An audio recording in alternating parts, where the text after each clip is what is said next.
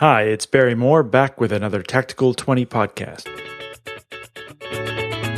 Welcome to the Active Marketer Podcast, where we talk about how to design, automate, and scale your business to the next level using sales and marketing automation. You can find out all the tips, tactics, and techniques you need to get more customers and sell more stuff over at theactivemarketer.com. Now, here's your host, Barry Moore.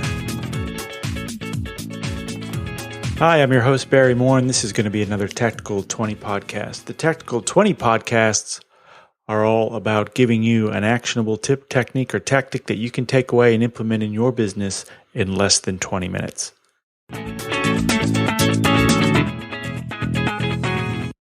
Welcome to episode 55 of the Active Marketer Podcast. I'm your host, Barry Moore. Today is another Tactical 20 format, and we're going to talk about some new features that have just dropped. ActiveCampaign has been on fire lately, rolling out new features and new enhancements pretty much faster than I can play with them in a lot of cases. So this week's show, I want to tell you about three of them. One of them is a really potential game changer in how we do automations inside ActiveCampaign. But before we get to that one, let's talk about some other cool ones. First of all, if you haven't noticed already, if you're an ActiveCampaign user, now when you go to an automation, in the upper right-hand corner will be a little button where you can see all the emails in that automation in one place. Man, I've been dying for this since they came out. But that means if you have an automation that has 10 or 20 different emails in it, instead of having to wind your way through the automation and find the one you want, there's a nice little summary of all the emails contained in that automation up in the upper right-hand corner.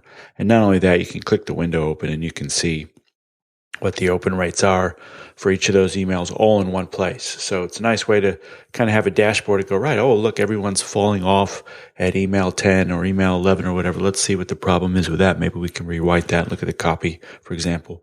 Or you can just, you can immediately just see, oh yeah, what are the subject or what are the names for all these emails within the automation and jump straight to the one that you want to find and want to get to easily. So nice little addition there. The email overview button on every automation that you have, and it's retroactive as well. So any automations that you already have inside your account will have that on it automatically.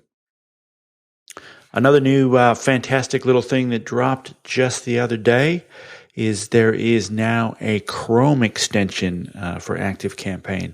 And what that means is if you are a Gmail user and you're in your Gmail inbox all day long, whether that's your Google Apps accounts or a straight up Gmail account, you can add the ActiveCampaign Chrome extension, and that will put a little sidebar in there. So when you get an email from somebody, once you've hooked the extension up to ActiveCampaign, whenever you get an email from somebody, that will go and fetch all their details from within ActiveCampaign and bring that right into your inbox. So you can see down the right-hand side, you'll have a little sidebar. It will tell you their name and what list they're on, what tags they have, what deals they might be a part of, what automations they might be a part of.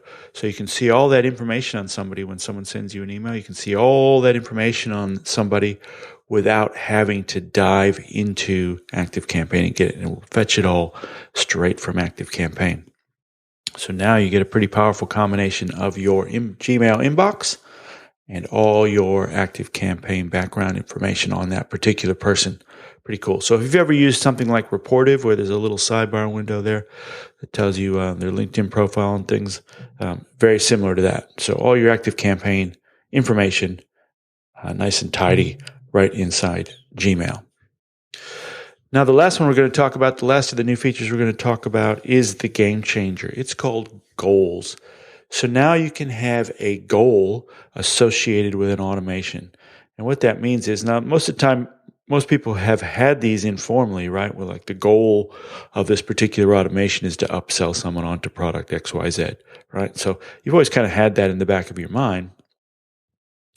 And if you do have a goal for an automation, that means you have to have a second automation that fires when that goal has been achieved, right? So if we have an upsell sequence or an upsell automation, we're trying to upsell somebody onto product XYZ, and then they buy, we need to have a post-purchase automation there that says, right, if someone buys product XYZ, the first thing we need to do is go over and cancel that upsell automation over here so that we don't continue to try and sell them a product that they've already bought.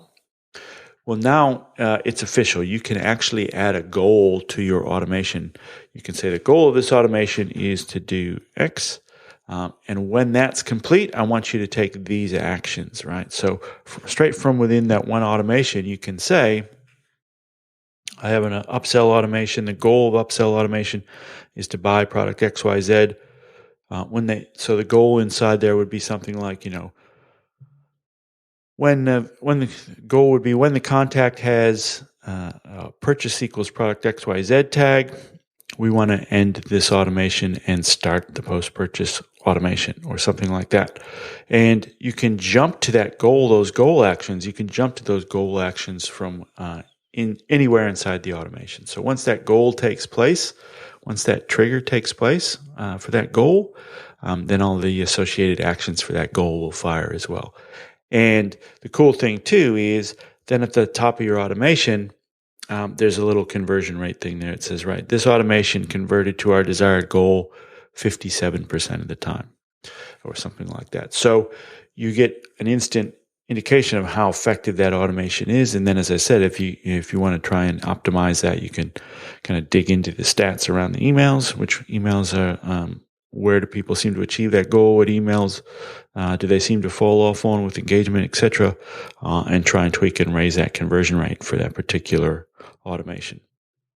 I'll do a whole upcoming episode dedicated just to using goals and how to best put those to work in your business once I've had a bit of a better chance to dig into it and see exactly how it works. So been pretty busy lately. Sorry I've skipped a couple episodes, but I've been getting my membership community up and running. If you're interested in learning more about that, you can head over to theactivemarketer.com/membership. And as always, all the show notes will be at the blog for this episode. So those are the 3 new features I wanted to highlight today. One is the email summary for all the automations now, which is pretty cool. The Chrome extension, which allows you to see ActiveCampaign information straight within your Gmail inbox. And the new addition of goals to automations, both within an automation and as a trigger for other automations. So I'll see you next week, everybody. All right, that's our Tactical 20 podcast for this week. If you have any questions or any topics you'd like to see covered on future Tactical 20 podcasts, you can always send me an email at Barry, B-A-R-R-Y, at theactivemarketer.com and let us know what you'd like to see. Also, if you head over to the show notes for this episode and just leave a comment in any of the episode show notes, tell us what you'd like to see and we'll make sure we cover it on an upcoming episode. So get out there and design, automate, and scale your business to the next level using sales and marketing automation. See you next week, everybody. Thanks for listening to the Active Marketer Podcast. You can find the show notes and all the latest marketing automation news over at theactivemarketer.com.